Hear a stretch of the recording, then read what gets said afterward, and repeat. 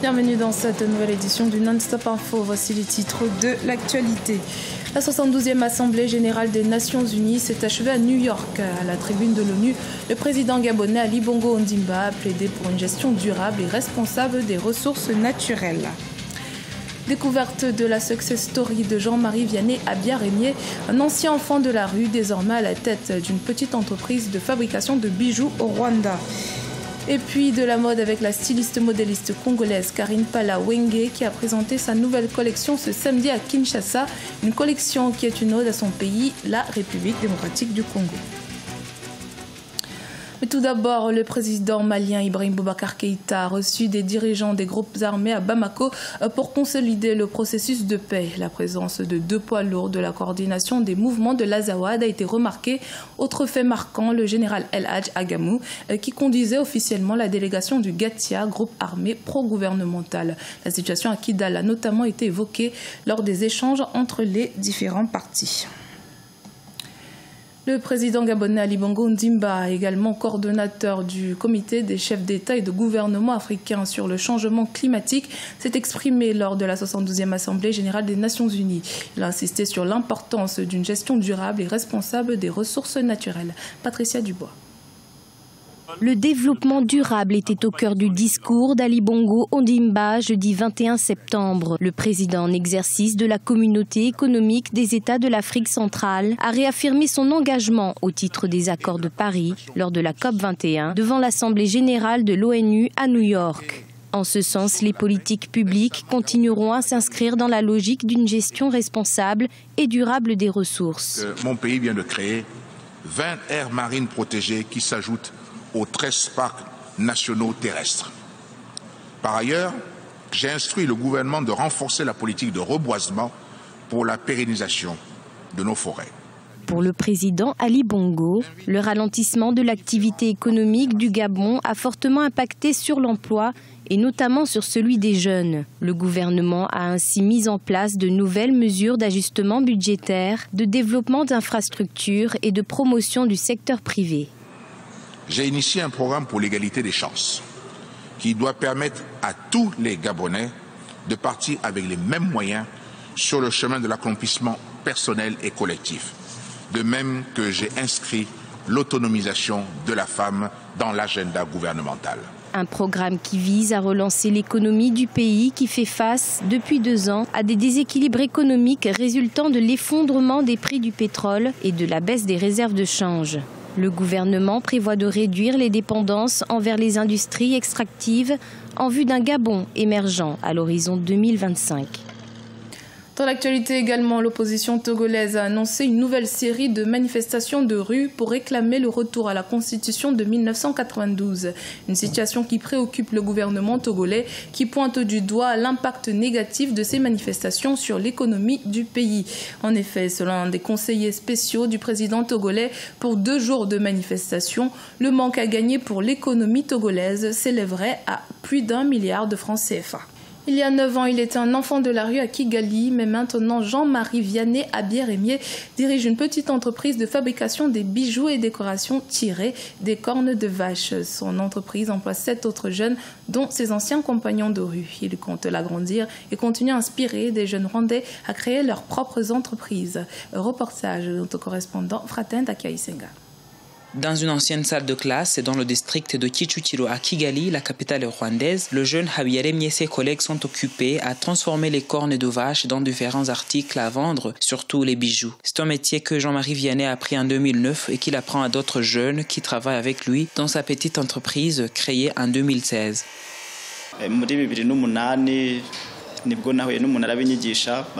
Tout a commencé en 2008. Je venais de passer 6 mois à la rue et une bienfaiteur japonaise m'a récupéré et pendant 3 mois, elle m'a appris à faire différents objets dans des cornes. Par après, je suis retourné à l'école et quand j'ai terminé mes études secondaires en 2015, j'ai décidé qu'au lieu de chômer, je vais valoriser la corne qui ne servait à rien dans des boucheries. De 20 000 francs rwandais en 2016, l'entreprise a actuellement une valeur estimée à 2 millions de francs rwandais. Elle emploie 7 jeunes, dont 3 furent des enfants de la rue, qui ont été pêchés de cette vie par leurs anciens collègues. À 19 ans, Angélique Niyigena est la seule fille qui travaille dans cette entreprise.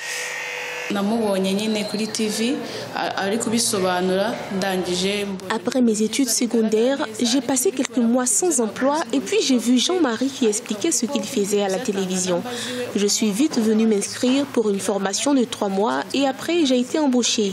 Bien sûr, c'est fatigant et salissant pour une jeune fille, mais ce n'est rien quand on peut se payer tout ce dont on a besoin.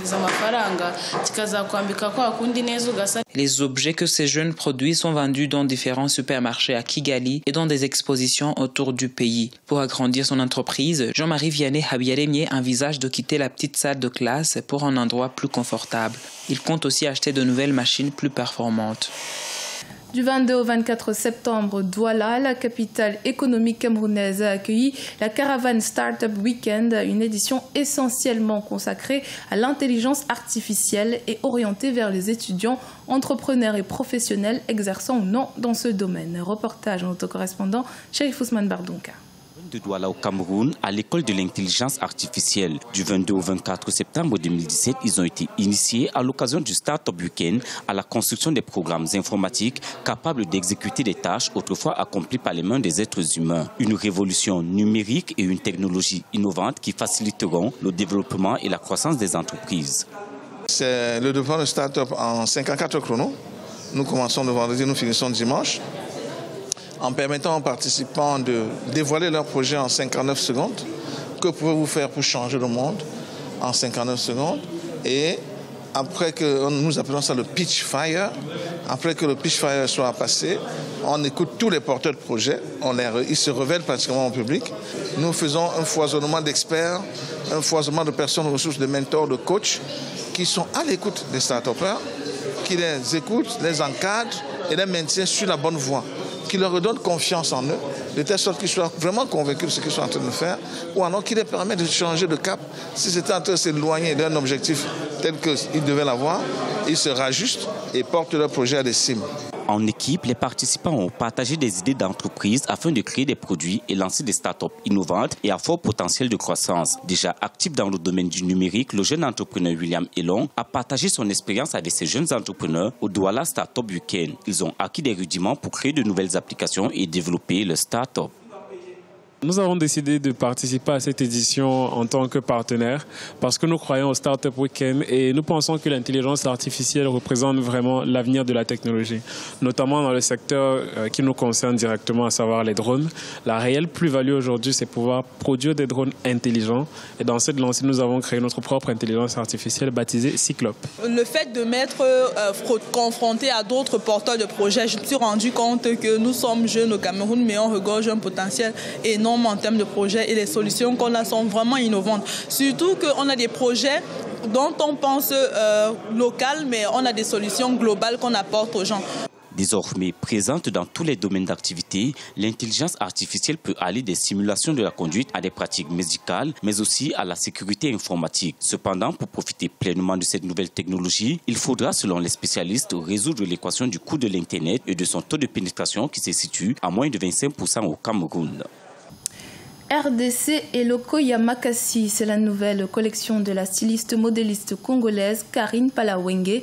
Ces créations ont été présentées au public ce samedi 23 septembre à Kinshasa. Comme le nom de sa collection l'indique, Karine Pala voulait via ses nouvelles créations vanter la grandeur de la République démocratique du Congo. Reportage de notre correspondant Jacques Mboka. Une nouvelle collection de Karine Pala, la styliste modéliste congolaise, présentée au public ce samedi 23 septembre 2017 à Kinshasa. Au cours d'un défilé de mode organisé à l'hôtel Africana Palace de Kinshasa, Karine Pala a exhibé son talent de créatrice avec des confections sur base d'épagne et tissu taffetas. Des tenues adaptées pour toutes les circonstances que la styliste a intitulées RDC et Loko Yamakasi, entendez par là la redoutable RD Congo, un clin d'œil pour vanter la grandeur de son pays, la République démocratique du Congo. J'ai présenté 2 collections, les 2 dernières collections que je viens de présenter en Angola et au Japon. Là, je l'ai intitulé RDC et Loko Yamakasi. Alors, il y a eu des couleurs vives, des couleurs qui frappent. Il y a eu des ensembles, des tenues que les jeunes dames peuvent mettre. Karine Pala, surnommée l'Okapi de la mode congolaise, nourrit les ambitions de porter haut les créations congolaises à travers son savoir. Dans cette optique, elle a présenté ses dernières collections à la première édition du Salon africain du pagne à Luanda en juillet 2017 et au Festival de la mode au Japon. Que ce soit le public japonais ou angolais, ils ont accueilli avec joie, avec amour, avec fierté, avec élégance toujours, ce que j'ai présenté chez eux. Et à Tokyo, au Japon, les Japonais ont vraiment applaudi. C'est une première présentation au public de Kinshasa des nouvelles collections de Karine Pala. Dans son agenda pour les mois qui viennent est inscrit une série de défilés de mode à travers les grandes villes du pays avant de se lancer pour une tournée afro-européenne. Objectif visé, faire connaître par ses créations la République démocratique du Congo et faire valoir la mode congolaise si menacée par la concurrence principalement de la mode occidentale. C'était le journal de la rédaction. Merci de votre fidélité. Dans un instant, une nouvelle édition de l'actualité sur Africa 24.